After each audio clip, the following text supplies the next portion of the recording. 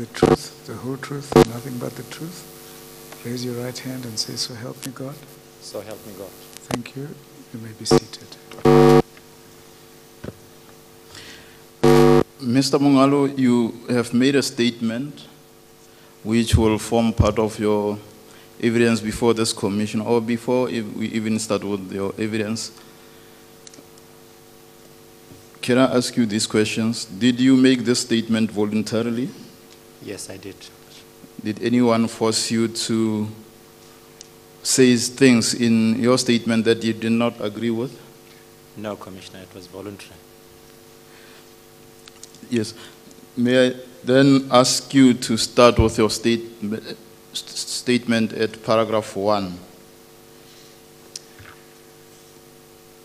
I am an adult male currently employed by the Public Investment Corporation SOC Limited, PIC, as a fund principal in the Impact Investing Division. I've been employed by the PIC since September 2012 and have held various job titles and responsibilities in the risk, private equity, and impact investment division. My qualifications include a Bachelor of Commerce Accounting degree, Financial Services Diploma in Credit Risk, and a Master of Business Administration MBA degree. I've been requested by the staff members of the Judicial Commission of Inquiry to provide a statement in respect of my role and or involvement in the Total South Africa Consortium, or TOSACO, a transaction that was approved by the relevant committee of the PIC. In providing the facts contained in this statement, I've relied on certain email communication that was exchanged with the transaction sponsors, their advisors, and the PIC transaction team members. The facts contained herein are, to the best of my knowledge, belief, and recollection, true and accurate, and pertain solely to facts in respect of my involvement on the TOSACO transaction. You say in paragraph 4 that you have relied on certain email communication that was exchanged with the transaction sponsors. I assume it's between you and them. That is correct, Commissioner. Yes. Okay. My involvement in the TOSACO transaction commenced on the 30th of June 2015, when I received an email from Mr. Ernest Nasani, who was then the executive head of legal, which contained a letter of support issued to Sakumo Group Holdings, or Sakumo, in support of their intended bid for a 91.8% equity interest in TOSACO. I have attached a copy of the letter of support, and the email received marked as Annexure A for ease of reference. 2 days later, on the 2nd of July, I received a further email from Mr. Nasani, which contained a letter from Nedbank Capital, who I believe had been mandated as corporate advisors on the TOSACO transaction dated 1st July 2015, confirming the shortlisting of Sakumo into phase 2 of the TOSACO sale process. On the 3rd of July 2015, the chairman of Sakumo, Mr. Sipom Seleku, sent an email requesting a meeting with the PIC to discuss the way forward on the transaction, and also indicated that he had appointed Mkunu attorneys and Sao Capital to assist Sakumo with the legal and valuation due diligence exercises respectively. It was at this point that Mr. Nesani responded on email advising Sakumo that I will henceforth be the responsible person for the transaction. I accordingly assumed the role of the lead transactor on the proposed transaction on that day. July and 31st of July 2015, I had various discussions with the members of the Sakumo team as well as their advisors. My discussions in particular were with Sao Capital, who had prepared a valuation for Sakumo, which was to be used for the purpose of their final bid of TOSACO. To the best of my recollection, the discussions with Sakumo and Sao Capital centered around the following. One, valuation, understanding their assumed valuation versus the publicly available intrinsic valuation of the asset, which was assumed by the JSE listed Remgro Limited in the annual report Inter alia, Remgro owned 25% of the asset at that time. The second thing was the due diligence information and the progress of their due diligence exercise, including scheduled meetings with management of Tosako, and lastly, their bidding strategy or their overall bidding strategy. Whereas the progress of their due diligence was of interest to me, given that if they were to be successful in the bidding process, I would also require to look and satisfy myself into their work. It is worth noting that I did not participate in the due diligence process conducted by Sakumo. The primary reason for our non-participation in their due diligence process is that they were not yet awarded the preferred bidder status at that stage. And further, the Portfolio Management Committee, Unlisted Investments, PMC1, had not provided approval to participate in the due diligence process. On 30th July 2015, I received an email from Mr. Nesani, which contained a letter from a consortium, which included Sakumo and another entity named Kilimanjaro Consortium Pty Limited, Kilimanjaro. The letter, which was addressed to the Chief Executive Officer of the PIC, indicated that the two companies, Sakumo and Kilimanjaro, had resolved to merge their consortia and had established a new consortium to bid for the acquisition of Tosako. I attached a copy of the aforementioned letter marked as Annexure B for ease of reference. My understanding is that Kilimanjaro had earlier also approached PIC with the proposal to fund their intended acquisition of Tosako. And that specific, that specific proposal was under consideration by other colleagues in the Impact Investing Division, then called Developmental Investment Division. Pursuant to receiving the aforementioned letter, referred to in paragraph 11, I propose that a meeting with the two companies, Sakumo and Kilimanjaro, be convened together with the respective PIC representatives. The purpose of the meeting was primarily to discuss the way forward on the transaction in light of the newly established consortium. The agenda that was proposed for the meeting included the following: 1, introduction of the merged consortium to the PIC deal team; 2, update by the consortium of its bid submission and key salient features of the consortium merger; and lastly, the PIC approval process, henceforth. The meeting was held on the 3rd of August. To my recollection, during the meeting, the consortium advised us that the rationale for the merger was that the respective entities collectively believed that the merged consortium offered them better prospects of securing the Tosako transaction in light of their BBBE credentials in the merged entity. The entities were further of the view that their interests were aligned in respect of the Tosako transaction. Following the meeting of the 3rd of August 2015, my involvement in the Tosako transaction ceased, and I was not required to proceed with an evaluation or assessment of the Tosako transaction. So, Chair, in conclusion, the purpose of my statement is really to provide detailed account of my role and or involvement in the Tosako transaction. And as can be gleaned from my statement contained herein, my role in respect thereof was primarily in respect of an initial assessment of the Sakumo proposal, the exchange of the email communication, and the attendance of meeting, which ceased upon the merging of the entities. Okay.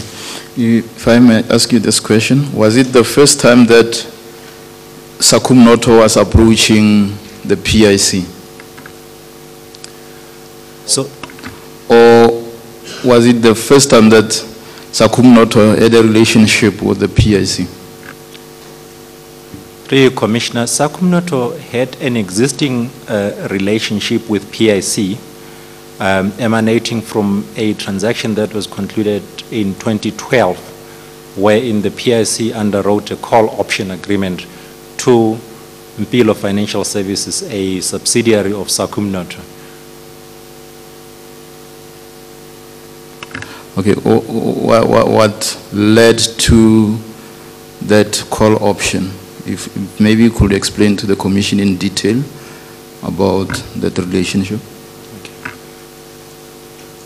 Commissioner, let me firstly qualify by I was not intimately involved in the transaction that related to the call option, but my understanding is that a PIC acquired a equity in EcoBank Transnational Incorporated, ETI, and as part of that transaction, Mpilo Financial Services was given a call option for about 10% or 50% of the shares that PIC had acquired in EcoBank.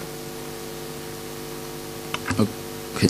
Do you know how the PIC came to know about the EcoBank deal? I am not sure, Commissioner. I do understand that Mr. Mseleku was involved in that particular transaction. Based on the call option that was concluded, he may be the person that referred the transaction to PIC. But as I've said, I'm not quite intimately involved on that transaction, so I'm not certain of the facts there. Okay. Are you aware that Mr. Sipho Mseleku was, or at one stage became a member of the board of EcoBank? That is correct. I'm aware of that.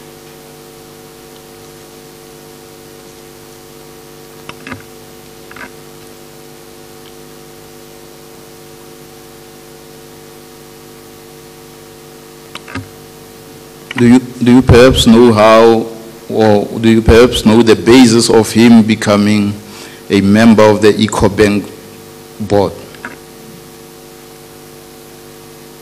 Through you, Commissioner, no. I must, however, indicate that the structure wherein we have funded with, or we have sold a call option to a sponsor.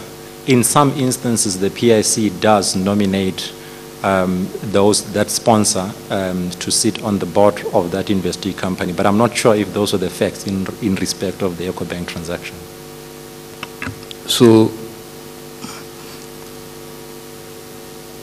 the call option, in my understanding, a company can choose to exercise the option, or it can choose not to exercise the option.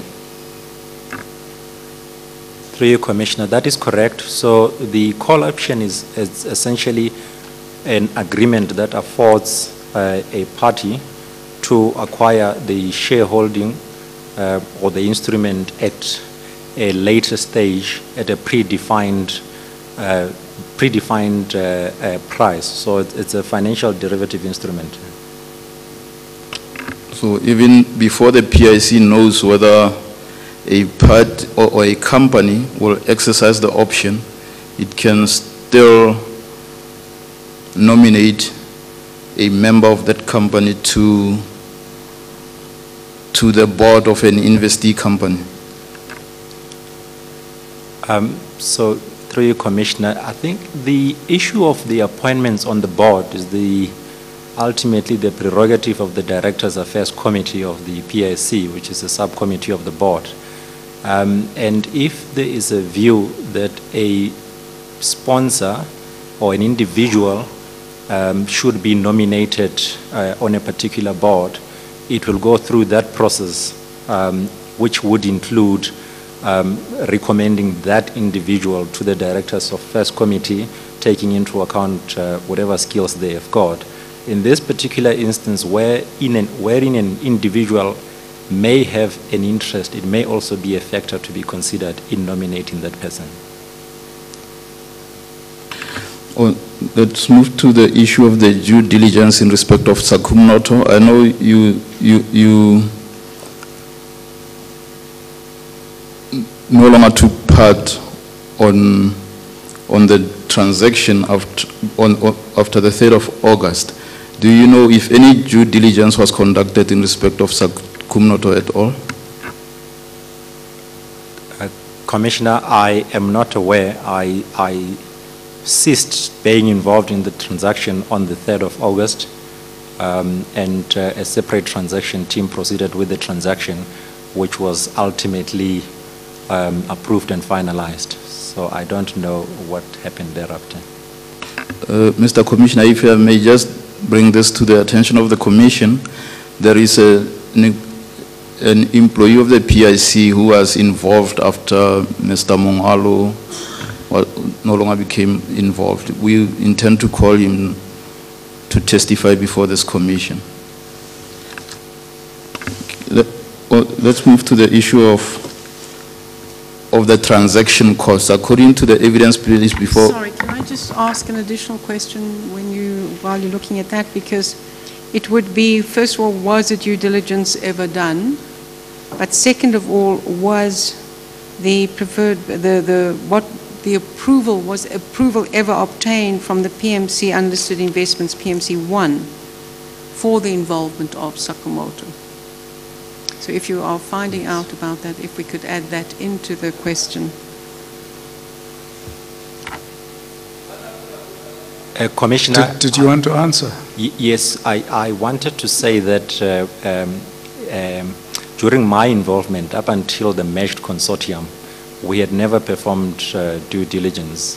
As I've indicated, we had never gone to the stage where we would approach PMC1 to obtain approval to go to due diligence.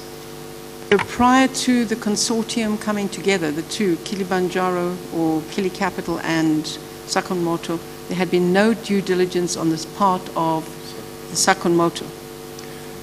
That is correct, Commissioner. We were afforded the access to the virtual data room, but we did not do the due diligence. As I've indicated in my statement, the due diligence was going to be of interest to us if they were to be awarded the preferred bidder. But we did not conduct the due diligence.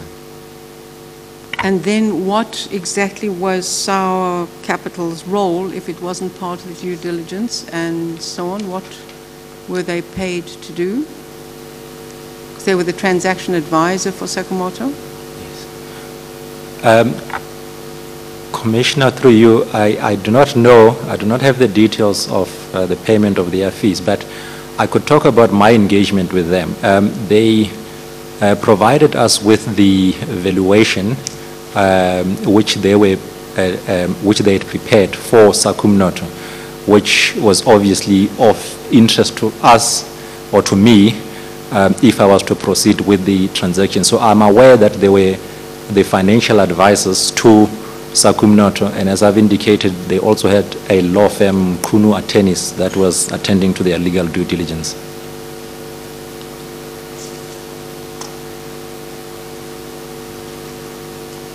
Okay, let's move to the issue of the transaction costs. According to Mr. Mulaudzi, the consortium, that is the Kilimanjaro Sakumo Consortium, was granted a fee of 100 million rand as transaction cost. Do you have any view on the issue, whether the amount was correct or not? Or whether they should have, we've heard that the industry norm is 1%. What is your view on the 100 million rand that was granted to the consortium? Commissioner, the industry norm in relation to fees is generally between 1% and 2%. However, that fee tends to be negotiated on a downward scale in the event that the amount is higher. Now, from what I have heard, on an amount of 100 million rand on a 1.7 billion rand, it's roughly about 5.8% or close to 6%. So I guess my comment would simply be that it is higher than the market norm, but I don't know what were the reasons. The market normally says between? Between 1 and 2%.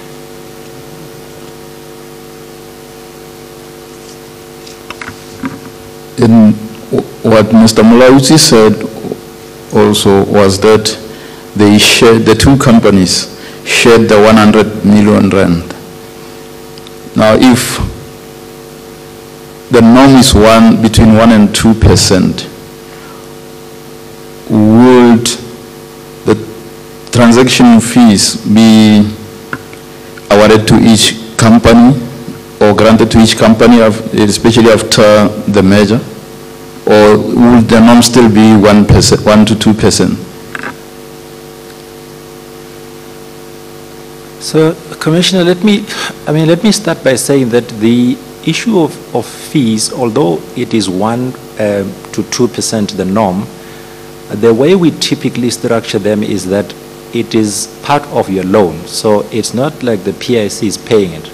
So the PIC has got to, or the total amount that needs to be repaid to PIC is the principal loan. So it will be that 1.7 in this particular instance, plus the 100 million rand. So what the borrower needs to pay to PIC is 1.8 million rand principal amount. However, I do think that it is still the responsibility of the lender to establish the reasonability thereof. And in this particular instance, as I understand, there may well have been the reasons to pay the higher amount, but it will need to be repaid as 1.8 billion rand. So the loan is 1.8 billion rand.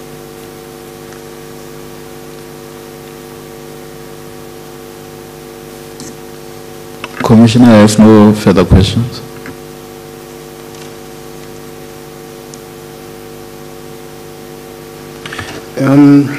The one question is on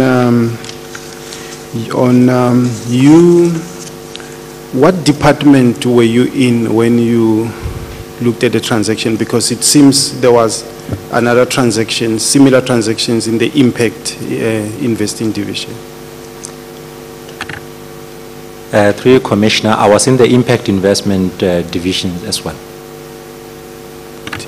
So one transaction being followed by two transaction teams within one division, is that correct? That is correct, Commissioner. That how it's done? I mean, can you explain further how it arose and all that?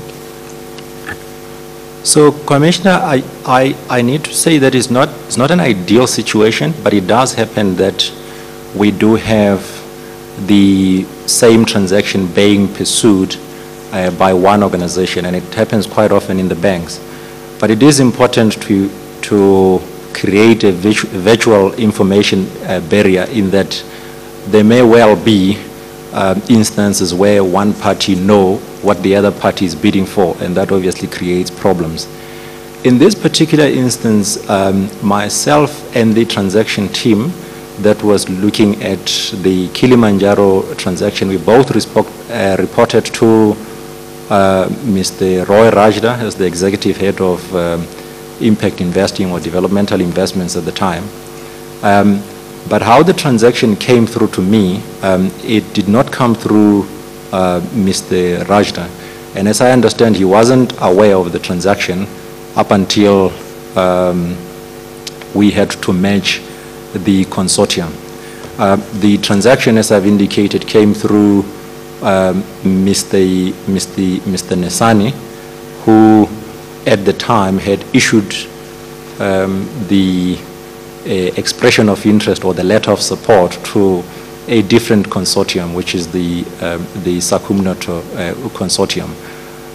I wasn't aware that the other team was working on a separate consortium, but certainly when it came to merging the consortium, I then handed it over to them, given that they had, in terms of the process, they were a bit ahead of us, or they were ahead of my transaction team.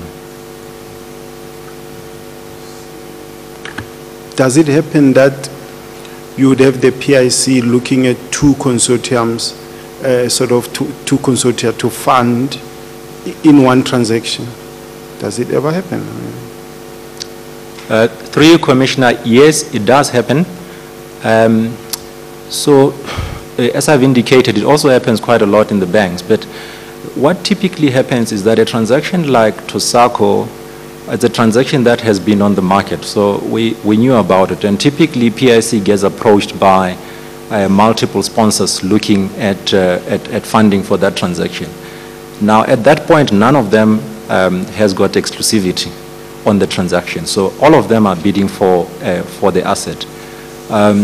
I do know that it's not policy, but I think the PIC committees, certainly the management team, so the portfolio management committee, always advises that we should only get involved as PIC once the sponsors have got the preferred bidder status.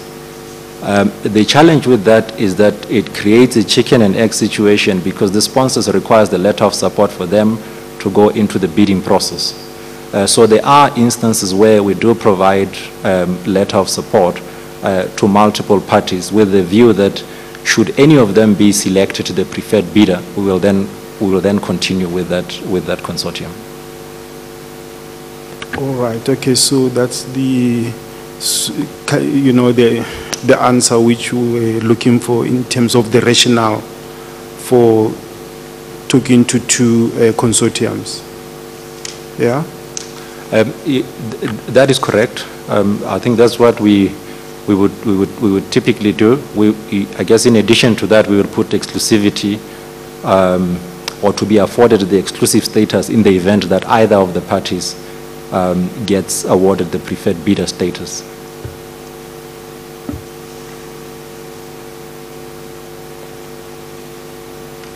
Is that it, Mr. Manahan? Can I just ask one last question, Mr. Commissioner? At paragraph 14 of your statement, you say that you were advised that the rationale for the merger was that the respective entities collectively believed that the merged consortium offered them better prospects of securing the Toso transaction in light of the BEE credentials in the merged entity.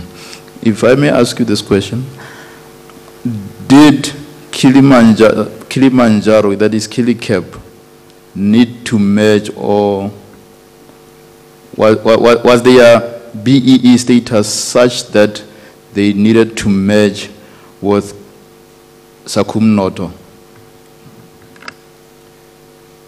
Commissioner, there was an improvement in the BEE credentials, partly from an ownership perspective. So Sakumo was a 100% black-owned company, and Kilimanjaro wasn't. Now, to the extent that you mesh both of them, you were getting a slightly higher BEE ownership. But I'm not certain that that is the reason enough to warrant their merger. I think both of them were majority black-owned. So there was an improvement, but I'm not certain that it was improving it to that extent. That's it from me, Commissioner. I think that what I would ask you perhaps to do as part of the evidence team is to give us a profile of EcoBank, exactly who had been involved, the question of Msleku being on the board, the arrangements to get the PIC involved in it, who else served on the board, what was the amount of the investment, how is that worked out. So we get a profile of EcoBank for ourselves, and we can then decide what we want to do about that. We will do so. We will do so, Thank Commissioner. Are you in a position to tell us, Mr. Mamad? No, Commissioner. As I've indicated, I wasn't really involved in that transaction, so I don't know much details. Commissioner, if I may, there is a question that I forgot to ask. Apart from the EcoBank transaction and and the Toso transaction, is there any other transaction that you know about involving Sakumo? Yes, Commissioner. So I think the transaction for EcoBank essentially, the call option was never exercised, and that effectively expired. So there is no exposure for PIC there. Then there was the Toso transaction, and there's another properties transaction which was done with Sakumo. So those are the two transactions I'm aware of. Sorry, what was the third one? A Sakumo properties when they were funded to acquire properties. And what was the amount of that one? It was 555 million rands. And the second one, the one before this one? It was the Toso. So the first one was the EcoBank, which never materialized given that it was never exercised. Yes. And then I'm aware of the Toso transaction. And The then Toso last one, oh, okay. That's correct. This is the second one.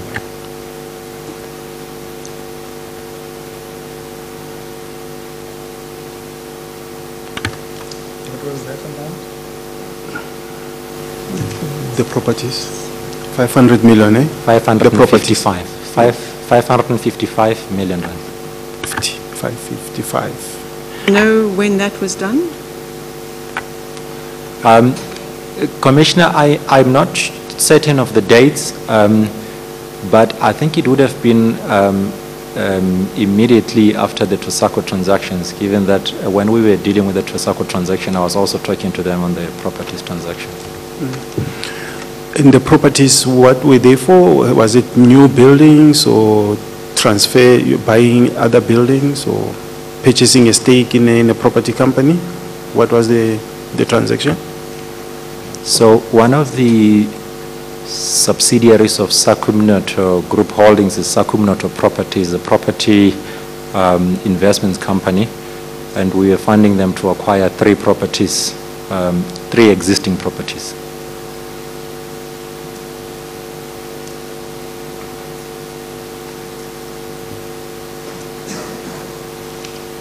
Well, if that's it, thank you very much, Mr. Mongale. Thanks for your time, and thanks for the information that you've placed before us.